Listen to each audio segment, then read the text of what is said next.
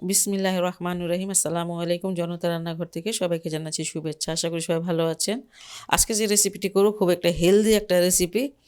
একটা খেলে পরে সারাদিনের এনার্জি থাকে। যাই হোক, সেজন্য এখানে আমি নিয়েছি ১ কাপ কাজু বাদাম, আধা কাপ নিয়েছি কাঠবাদাম, এখানে কোয়ার্টার কাপ আছে আখরোট, আর এখানে কোয়ার্টার কাপ আছে কিশমিশ।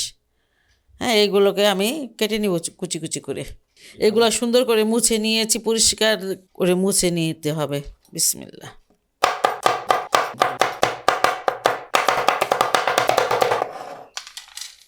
এখানে 400 গ্রাম খেজুর আছে, আর এই খেজুরগুলো বেশ মিষ্টি, অনেক মিষ্টি। সৌদির খেজুর একজন দিয়েছিল। যাই হোক, আপনারা যে কোনো খেজুর দিয়ে এটা করতে পারবেন। হয়তো তখন একটু পরিমাণটা হয়তো 500 গ্রাম নেবেন, এখানে 400 গ্রাম আছে। বিচিটা ফেলে দিয়ে খেজুরগুলো কেটে নিয়েছি। এটা তেমনি কোনো মিষ্টি লাগবে না, কোনো চিনি না, গুড় না, কোনো মিষ্টি না। এখানে 1 টেবিল চামচ ঘি দিয়ে দিলাম। এখানে অর্ধেকগুলো দিয়ে নিচ্ছি, এতগুলো একসাথে ভাজা যাবে না ঠিকভাবে, সেই জন্য অর্ধেকগুলো নিয়ে নিলাম। নিয়ে এটা হালকা আছে ভালো করে ভেজে নিতে হবে।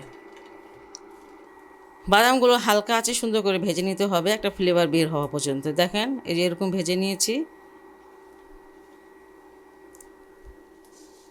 আর এটা এখন নামিয়ে নেব।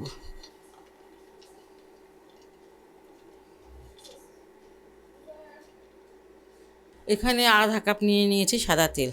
একদম আঁচটা কম করে এটাকে ভেজে নিতে হবে।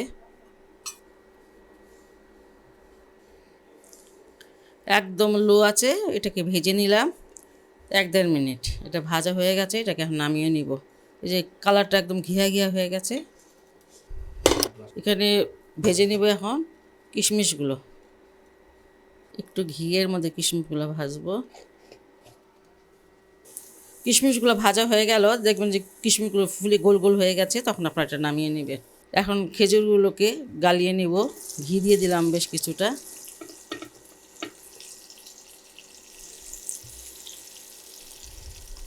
আঁচটা এখনও কম আছে, এটা আস্তে আস্তে করে নিতে হবে। খেজুরটাকে গালিয়ে নিলাম। এটা গালাতে প্রায় 8 মিনিটের মতন লাগলো। একদম কম আঁচে দিবেন, একদম আঁচটা যেন কম থাকে, একদম কম আঁচ আমার এখানে। যাই হোক, এটা দেখেন এটা গলে গেছে। আর এখন আমি ড্রাই ফ্রুটসগুলো দিয়ে দিব। বিসমিল্লাহ।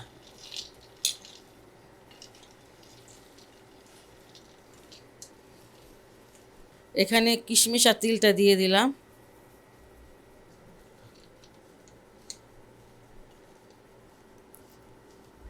এই যে এটা একদম হয়ে গেছে। আপনারা নাড়তে নাড়তে বুঝবেন যে নাড়ার একটু কষ্ট কষ্ট লাগতেছে, অনেক টাইট হয়ে গেছে। আর একটুখানি একটু হাতে নিয়ে দেখেন, এমন যদি করে অনেক গরম, এই যে মোট পাকিয়ে যাচ্ছে।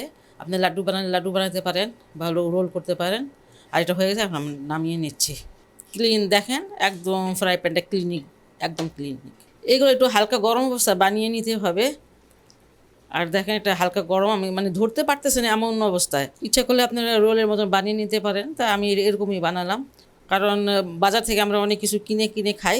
বাসায় যদি এগুলো একটু ঠিক আছে, বাদাম একটু দাম, তাতে কী হয়েছে, বাদাম খাওয়া তো অনেক ভালো শরীরের জন্য। আর বাচ্চাদের জন্য একটু ছোটো ছোটো করে বানাবেন। আমি বাচ্চাদের জন্য কয়েকটা বানাবো, যে শেষেরগুলো। আর এগুলো আমি সব বানিয়ে নিয়েছি দেখেন।